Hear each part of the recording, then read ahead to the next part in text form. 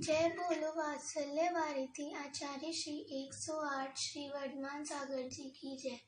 गुरुदेव के चरणों में बारंबार नमोस्तु नमोस्तु नमोस्तु। मैं ईशिका जैन सुपुत्री श्री विवेक पाटोती सीखकर राजस्थान से हूँ। यूँ तो वात्सल्य की मूर्त गुरुदेव आचार्य श्री वर्धमान सागर जी के साक्षात दर्शन मेरे नहीं हो पाए, पर गुरुदेव की वाणी ने अन्य सभी की भांति मुझे भी प्रेरित किया है। आचार्य श्री वर्धमान सागर जी के दर्शन मात्र ही जीवन में नई ऊर्जा की संचार हेतु काफी है। गुरु बिना मेरा जीवन अधूरा। इस बिंदु पर मैं इतना ही कहूँगी कि यूँ तो हर मनुष्य में सोचने और समझने की शक्ति होती है, पर जीवन में सफल होने के लिए, जीवन को समझने के लिए, आत्म रूपी ज्ञान को पाने के लिए एक गुरु की आवश्यकता होती है।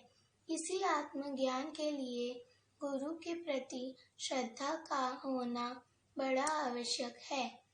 गुरु के प्रति श्रद्धा होने से गुरु द्वारा दिया गया ज्ञान शिष्य के हृदय में उतरने लगता है, अन्यथा श्रद्धा के बिना वह ज्ञान शब्दों के रूप में बुद्धि में इकट्ठा हो जाता है। शिष्य में जब ज्ञान की जिज्ञासा होती है, तब उसकी गुरु में श्रद्धा जगने लगती है। जब व्यक्ति को लगे कि मुझे ज्ञान, प्रेम और आनंद चाहिए, तब गुरु में श्रद्धा जगती है। जब व्यक्ति को लगे कि मुझे हर पल खुशी से जीने की कला सीखनी चाहिए और ये मुझे गुरु ही सिखा सकता है, तब गुरु में श्रद्धा जगती है। जब शिष्य को जीवन का उद्देश्य जानना हो, तब गुरु में श्रद्धा जगती है। जब सांसारिक मोह से ज्यादा गुरु का आवश्यकता ज्यादा हो जाती है, तब श्रद्धा जगती है। जब जीवन में गुरु ही महत्वपूर्ण लगे, तब श्रद्धा जगती है। शुरू में व्यक्ति गुरु के पास अपनी गृहस्थ जीवन की समस्या लिए आता है और गुरु से वैसे ही प्रश्न करता है, लेकिन गुरु अपने शिष्य की जीवन के सत्यता से अवगत कराता है और आत्मज्ञान देता है, जिससे शिष्य का जीवन स्वयं ही सफल हो जाता है। श्रद्धा का शिष्य की गृहस्थी की उलझन से सीधे लेना देना नहीं है। श्रद्धा केवल ज्ञान से बढ़ती है, इसलिए शिष्य का प्रश्न प्रकृति का होता है और गुरु केवल ज्ञान बोलते हैं। सांसारिक प्रश्न होने पर भी गुरु उत्तर ज्ञान का ही देते हैं। गुरु के ज्ञान से शिष्य की बुद्धि का विकास होने लगता है, जिससे प्रकृति में उलझी बुद्धि खुल जाती है। गुरु का ज्ञान हमारी बुद्धि को बड़ा करता है।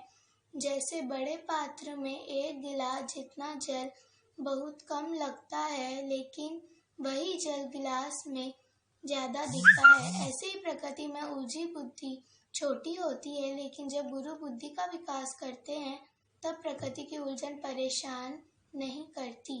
गुरु के पास जब व्यक्ति आता है, तब वह ज्ञान के हिसाब से अल्प बुद्धि या बुद्धिहीन होता है। गुरु के ज्ञान से बुद्धि खुलती जाती है। गुरु प्रकृति को सुलझाने के लिए नहीं है, बल्कि गुरु के ज्ञान से प्रकृति सुलझ जाती है। गुरु जानते हैं कि शिष्य की प्रकृति आज सुलभ हो जाएगी, लेकिन कल फिर उलझ जाएगी, इसलिए गुरु प्रकृति को सुलझाने वाला ज्ञान ही देते हैं। पहले शिष्य गुरु में श्रद्धा बढ़ाता है, फिर गुरु शिष्य की श्रद्धा को सींचते हैं। मेरा भाषण अच्छा लगा होगा, अगर कोई कहने में भूल हुई हो तो क्षमा कर देना। जय बोलो वर्धमान सागर जी की।